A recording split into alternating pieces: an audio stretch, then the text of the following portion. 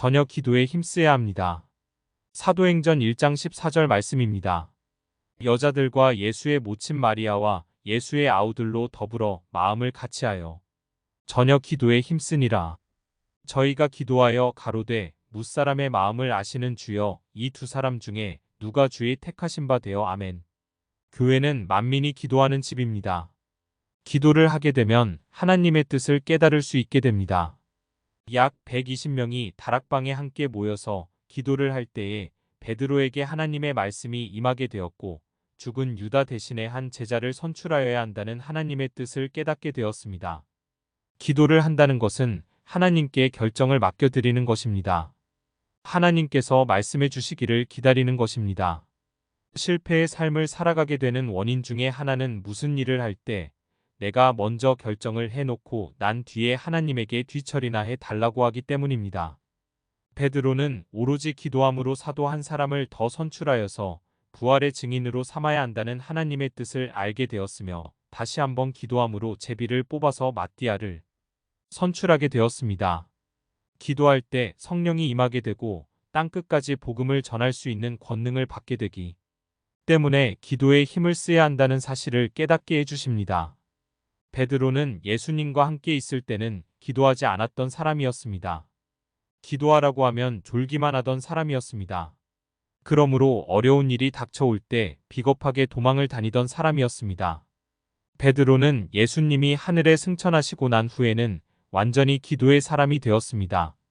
그리하여 하나님의 말씀을 깨닫게 되었고 하나님의 뜻을 아는 사람이 되었으며, 담대하게 용감하게 앞에 나서서 인도를 하는 지도자가 되게 됩니다. 딸들이 시집을 가기 전에는 엄마에게 요리하는 것이나 가사에 대해서 별로 물어보지 않습니다. 그러나 시집을 가고 나면 그때는 많은 것들을 엄마에게 물어보고 조언을 얻으려고 합니다.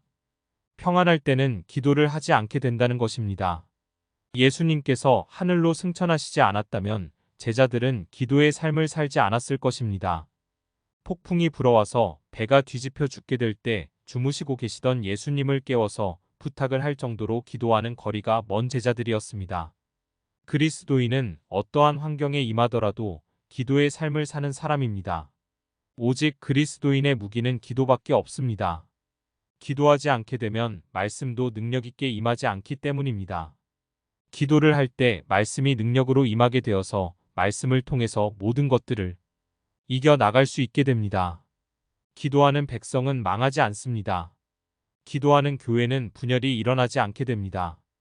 교회가 분열되는 것이 하나님의 뜻이 아니라는 사실을 기도로 깨닫기 때문입니다. 그러므로 마음을 같이하여 기도하는 교회만이 하나님의 뜻대로 살아갈 수 있게 됩니다. 기도를 하여야지만 하나님의 올바른 뜻을 따라서 행해 나갈 수 있기 때문입니다. 기도가 없이 세워지는 모든 것은 넘어지게 됩니다. 기도의 응답을 받지 않고 일꾼을 세우게 되면 교회는 문제가 생겨나게 됩니다. 그러므로 한 사람의 사도를 세우기 위해서 철저히 하나님의 뜻을 따라서 기도하며 제비를 뽑아서 선출하는 모습을 보게 됩니다. 교회 일을 할 때는 오직 모여서 일심으로 기도하는 길밖에 다른 길이 없습니다. 기도를 하지 않고 일을 해나가게 되면 불법으로 행해 나가게 됩니다. 자녀들을 키워나가는 데에도 기도만큼 중요한 것이 없습니다. 사업을 해나가는 데도 기도가 제일 중요합니다. 하나님의 뜻대로 행해 나갈 수 있는 능력을 받기 때문입니다. 하나님께서는 기도를 들으시고 말씀으로 응답해 주시는 분이십니다.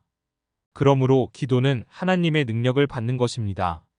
무슨 일을 하든지 먼저 전심으로 기도함으로 하나님의 뜻을 깨닫고 하나님의 뜻대로 살아감으로 승리하는 삶을 살아가는 자녀가 되기를 소원합니다.